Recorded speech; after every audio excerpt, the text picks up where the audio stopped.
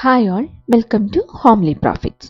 ഇത് ബാങ്ക് നിഫ്റ്റിയുടെ ഡേ ക്യാൻഡിലാണ്. ഇന്ന് ജൂലൈ 4th ആണ്.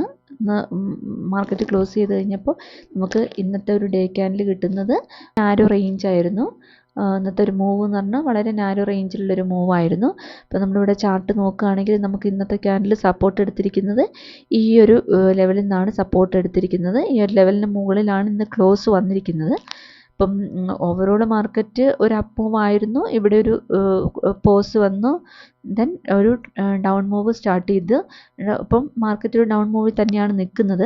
അപ്പം ഒരു റേഞ്ച് ബൗണ്ടിലേക്ക് പോയിക്കൊണ്ടിരിക്കുകയാണ്. അപ്പം നമുക്ക് ഇതിൽ നിന്ന് ഒരു നല്ലൊരു ബുള്ളിഷ് ആയിട്ടുള്ള ഒരു പാറ്റേൺ ഒന്നും ഇവിടുന്ന് ഒരു ഡേ ക്യാൻഡിൽ വെച്ചിട്ട് നമുക്ക് കിട്ടുന്നില്ല. അപ്പം നാളെ ഇപ്പം പക്ഷേ ഈ ഒരു റേഞ്ചിൽ നിന്ന് സപ്പോർട്ട് എടുത്തിട്ടാണ് നിൽക്കുന്നത്. ഇനി ഒരു റേഞ്ച് ബൗണ്ട് ആവാം, അതല്ല ഒരു കണ്ടിന്യൂഷൻ ആയിട്ട് വേണമെങ്കിൽ നമുക്ക് ഇന്നത്തെ ഒരു ക്യാൻഡിൽ കൊണ്ട് നമുക്ക് നല്ല മാർക്കറ്റ് ഒരു ബുള്ളിഷ് ആയിന്നോ അല്ലെങ്കിൽ അതൊന്ന് പോസ് ആയിന്നോ നമുക്ക് പറയാൻ പറ്റില്ല. അപ്പം നാളത്തെ ഇതിപ്പം ഒരു ട്രെൻഡ്, ഒരു ഡൗൺ ട്രെൻഡ് കണ്ടിന്യൂഷൻ ആയിട്ട് തന്നെ നമുക്കിതിനെ കരുതാം. അപ്പം ഒരു റേഞ്ചിലേക്ക് വേണമെങ്കിൽ അല്ലെങ്കിൽ ഇപ്പം നാളെ ഒരു ഇൻസൈഡ് ഈ ഒരു റേഞ്ചിൽ തന്നെ കുറച്ച് ദിവസം മാർക്കറ്റ് നിൽക്കാനുള്ള ചാൻസും ഉണ്ട്.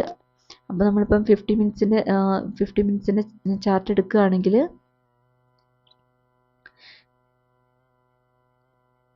അപ്പോൾ ഇന്നലെ നമ്മൾ മാർക്ക് ചെയ്ത ഒരു സപ്പോർട്ട് എന്ന് പറയുന്നത് ഈ ഒരു ലോ ആയിരുന്നു. നമ്മൾ മാർക്ക് ചെയ്തത് ഈ ഒരു ലോ ആയിരുന്നു മാർക്ക് ചെയ്തത്. ഇന്ന് മാർക്കറ്റ് ഓപ്പൺ ആയത് ആ ഒരു റേഞ്ചിലാണ്, പക്ഷേ ക്ലോസ് ഈ ഒരു റേഞ്ചിൽ പോയിട്ടാണ് ക്ലോസ് ചെയ്തിരിക്കുന്നത്. പക്ഷേ ഇന്ന് ക്ലോസ് ചെയ്തതിന് ശേഷം ഇന്ന് മാർക്കറ്റ് മുഴുവൻ ആ ഒരു 30 മിനിറ്റ്സിൻ്റെ ഫസ്റ്റ് 30 മിനിറ്റ്സിൻ്റെ ക്യാൻഡിൻ്റെ ഉള്ളിലാണ് ഇന്നത്തെ ഫുൾ റേഞ്ച് വന്നത്. ഇപ്പം ഇത് നോക്കുകയാണെങ്കിൽ ഒരു 50 മിനിറ്റ്സിൻ്റെ ക്യാൻഡിൽ ആണ്. അപ്പം ഇവിടെ ഒരു റെസിസ്റ്റൻസ് സോണും ഇതൊരു സപ്പോർട്ട് സോണും നോക്കുകയാണെങ്കിൽ ഫസ്റ്റ് 30 മിനിറ്റ്സിൻ്റെ ക്യാൻഡിൽ നോക്കുകയാണെങ്കിൽ ആ ഒരു റേഞ്ചിൽ തന്നെയാണ് ഇന്ന് മാർക്കറ്റ് നിന്നിരിക്കുന്നത്. പക്ഷേ അപ്പോൾ ഇന്നത്തെ ഒരു റേഞ്ചിൽ ട്രേഡ് എടുക്കുക എന്ന് പറയുന്നത് റേഞ്ച് ബൗണ്ടിലൊക്കെ ട്രേഡ് എടുക്കുന്നവർക്കാണ് ഇന്ന് നല്ല ഒരു ഓപ്പർച്യൂണിറ്റി ഉണ്ടായിരുന്നത്. ഇപ്പം റേഞ്ച് ബേസ് ചെയ്തിട്ടാണെങ്കിൽ ഈ ഒരു സപ്പോർട്ടിൽ വരുമ്പം നമുക്കൊരു എൻട്രി എടുത്തു കഴിഞ്ഞാൽ ഈ റെസിസ്റ്റൻസ് സോണിൽ സെല്ല് ചെയ്യുന്ന രീതിയിലുള്ള ട്രേഡ്, അല്ലെങ്കിൽ ചെറിയ ഒരു 1 മിനിറ്റ് സ്കാൽപ്പിംഗ് ഒക്കെ ചെയ്യാൻ പറ്റുന്ന ചെറിയ ട്രേഡുകൾ മാത്രമേ ഇന്ന് പ്രോപ്പറായിട്ട് വർക്കായിട്ടുള്ളൂ.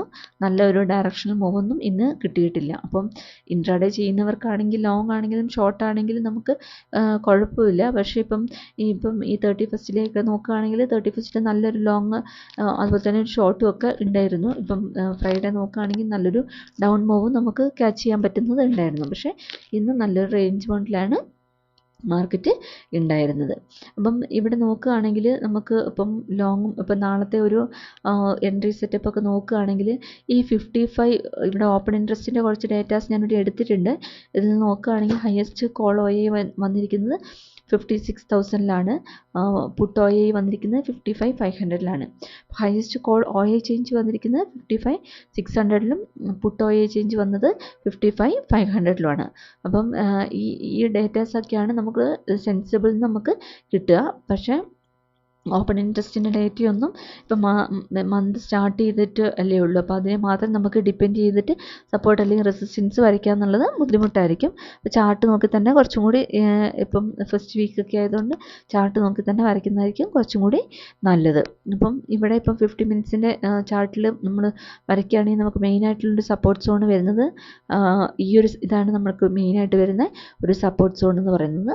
ഇനി മെയിനായിട്ട് വരുന്നൊരു റെസിസ്റ്റൻസ് സോൺ എന്ന് പറയുന്നത് നമുക്ക് നോക്കുകയാണെങ്കിൽ ഈ ഒരു റേഞ്ച് നമുക്ക് നല്ലൊരു റെസിസ്റ്റൻസ് സോണായിട്ട് നമുക്ക് കൺസിഡർ ചെയ്യാം. അപ്പോൾ ഇത് കഴിഞ്ഞിട്ടുണ്ടെങ്കിൽ അടുത്തൊരു റെസിസ്റ്റൻസ് സോൺ എന്ന് പറയുന്നത് മെയിനായിട്ടുള്ള റെസിസ്റ്റൻസ് സോൺ വരുന്നത് 50 റെസിസ്റ്റൻസ് സോൺ വരുന്നത് 56,000 തന്നെയാണ് മെയിനായിട്ടുള്ള റെസിസ്റ്റൻസ് സോൺ എന്ന് പറയുന്നത്. അതല്ലാണ്ട് നമുക്ക് ഇവിടെ നോക്കുകയാണെങ്കിൽ ഇപ്പോൾ 900ലാണെങ്കിൽ നല്ല ഒരു ചെറിയൊരു ഓപ്പൺ ഇൻട്രസ്റ്റും ഉണ്ട്. നമുക്ക് ചാർട്ട് നോക്കുകയാണെങ്കിലും 50 മിനിറ്റ്സിൽ ഇൻട്രാഡേ ചെയ്യുന്നവർക്കുള്ളതാണ് ഞാൻ ഈ പറയുന്നത്. എസ്പെഷ്യലി സ്കാൽപ്പിംഗ് ഒക്കെ ചെയ്യുന്നവർക്കും കൂടി കരുതിയിട്ടാണ് ഞാൻ ഈ ലെവൽസൊക്കെ പറയുന്നത്. അപ്പം ഈ ഒരു ലെവലിലൊക്കെ നമുക്ക് റെസിസ്റ്റൻസ് ഫേസ് ചെയ്യേണ്ടി വരും. അപ്പം സപ്പോർട്ട് നോക്കുകയാണെങ്കിൽ ഏറ്റവും മെയിനായിട്ടുള്ള തന്നെ അടുത്തൊരു സപ്പോർട്ട് ലെവൽ എന്ന് പറയുന്നത് 55ലാണ്. 55,000 അടുത്തൊരു റെസിസ്റ്റൻസ് സോണ് വരുന്നത്. അപ്പോൾ ഇതൊക്കെയാണ് മെയിനായിട്ടുള്ള ഒരു റെസിസ്റ്റൻസ് സോണായിട്ട് വരുന്നത്. അപ്പം ഇന്ന് മാർക്കറ്റ് നോക്കുകയാണെങ്കിൽ കംപ്ലീറ്റ്ലി ഈ ഒരു ചെറിയൊരു നാരോ റേഞ്ചിലാണ് നിൽക്കുന്നത്.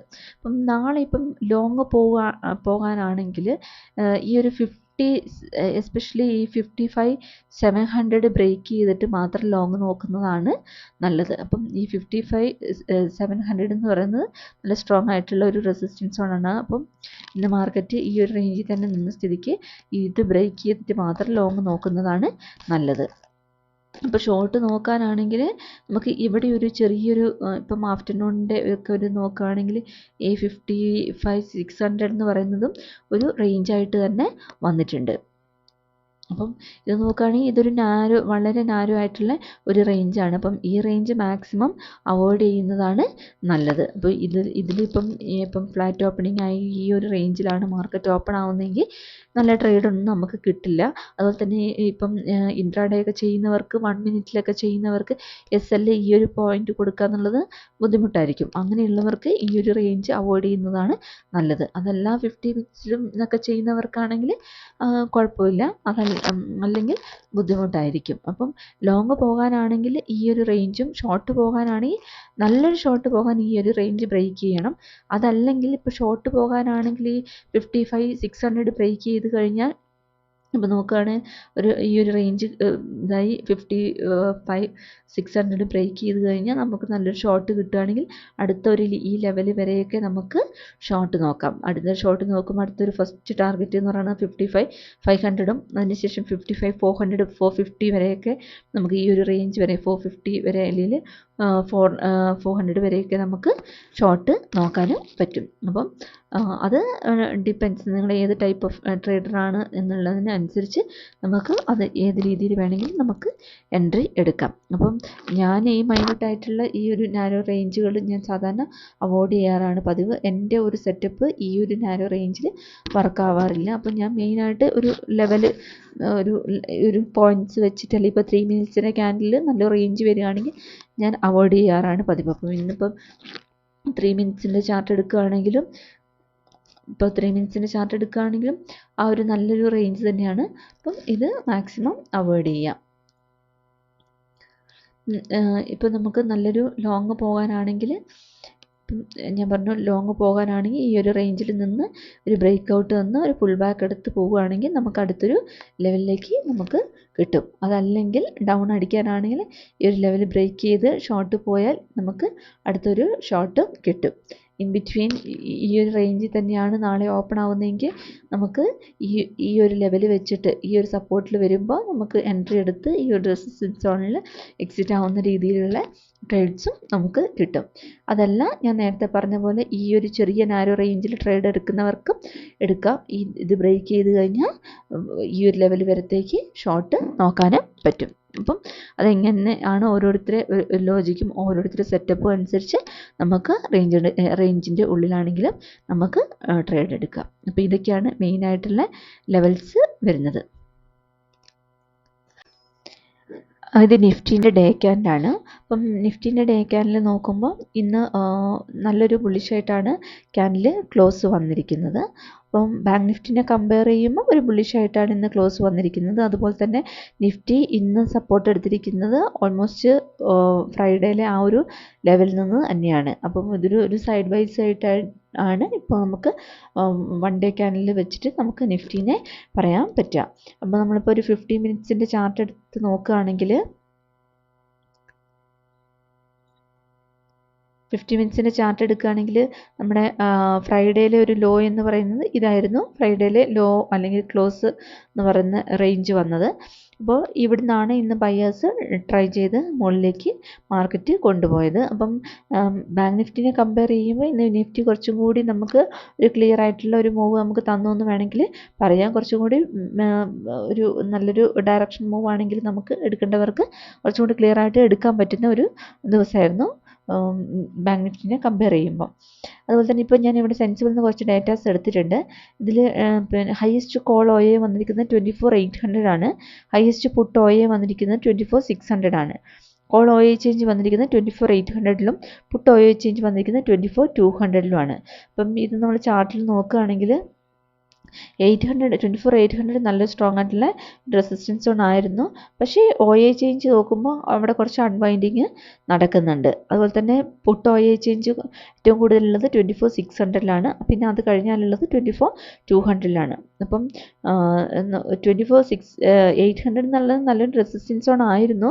ഇപ്പോൾ ഇവിടെ കുറച്ച് അൺവൈൻഡിങ് നടക്കുന്നുണ്ട്. അപ്പം മുകളിലേക്ക് പോകാനുള്ള ചാൻസ്, അൺവൈൻഡിങ് നടക്കാന്ന് പറയാം, മുകളിലേക്ക് ബ്രേക്ക് ചെയ്യാനുള്ള ചാൻസ് കൂടുതലാണ് എന്നാണ് നമുക്കിന്ന് മനസ്സിലാക്കാൻ പറ്റുന്നത്. അതുപോലെ തന്നെ 24,600 സപ്പോർട്ട് നോക്കുകയാണെങ്കിൽ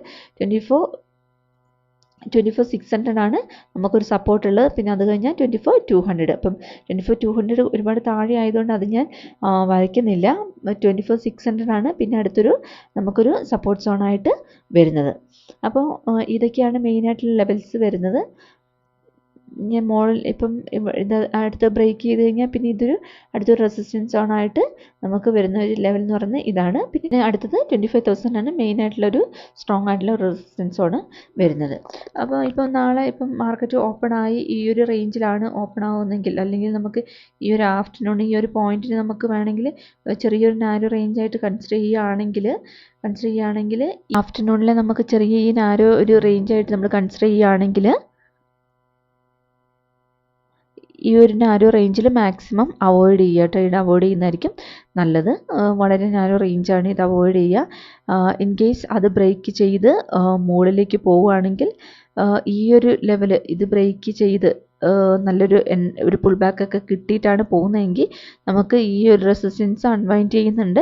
പക്ഷേ ഇവിടെ നല്ലൊരു ബുള്ളിഷായിട്ടാണ് മാർക്കറ്റ് നിൽക്കുന്നതെങ്കിൽ നമുക്ക് ഒരു ലോങ് പോകാം. അതല്ലെങ്കിൽ ഇതും കൂടി ബ്രേക്ക് ചെയ്ത് ക്ലിയർ ആയിട്ട് ബ്രേക്ക് ചെയ്ത് പുൾ ബാക്ക് എടുത്തിട്ട് മാത്രം ലോങ് ട്രൈ ചെയ്യാം. ഇനിയിപ്പോൾ ഷോർട്ട് ആണെങ്കിൽ ഇപ്പോൾ ചെറിയ രീതിയിൽ 1 മിനിറ്റിലേക്ക് സ്കാൽപ്പ് ചെയ്യുന്നവർക്ക് ഷോർട്ട് നോക്കുകയാണെങ്കിൽ ഈ റേഞ്ച് ബ്രേക്ക് ചെയ്ത് പുൾ ബാക്ക് എടുക്കുകയാണെങ്കിൽ ചെറിയൊരു ഷോർട്ടൊക്കെ നോക്കാം.